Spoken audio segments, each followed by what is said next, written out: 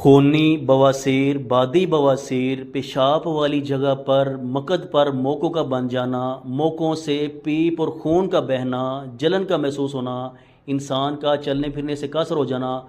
बहुत ही अला क्वालिटी का ये कोर्स मंगवाने के लिए 030683525530 पर रब्ता करके आप ये कोर्स मंगवा सकते हैं, जिसके अंदर हमने बहुत ही अला क्वालिटी के कैप्सूल ऐड किए हैं, जो सुबह दोपहर शाम 3 टाइम आपने कच्ची लस्सी के साथ एक कैप्सूल लेना है। पहली खुराक से परनाले की तरह बहता खून, नदियों की तरह बहता खून रुक जाएगा। इसी के साथ हमने टैबलेट्स ऐड किए हैं, जो सुबह शाम एक एक आपने टैबलेट लेनी है पानी के साथ। इंशाल्लाह जलन ख़त्म होगी। इसी के साथ हमने मरहम ऐड की है, जो आपने मकद पर मोकों पर लगानी है, जिससे मोके रिमूव हो जाएंगे। इस तरीके से आपने इस सिलाई के साथ आपने मोकों पर मकद के अंदर भी ये मरहम लगानी है। सालों पुरानी बवासीर जो हज़ारों लाख रुपए की अद्वियात खा के थक चुके हैं, फिर दोबारा बवासीर हो जाती है, इस कोर्स के इस्तेमाल से जड़ से ख़त्म होगी, जड़ से बवासीर ख़त्म होगी और इंशाल्लाह अल्लाह की ज़ात शिफा देगी।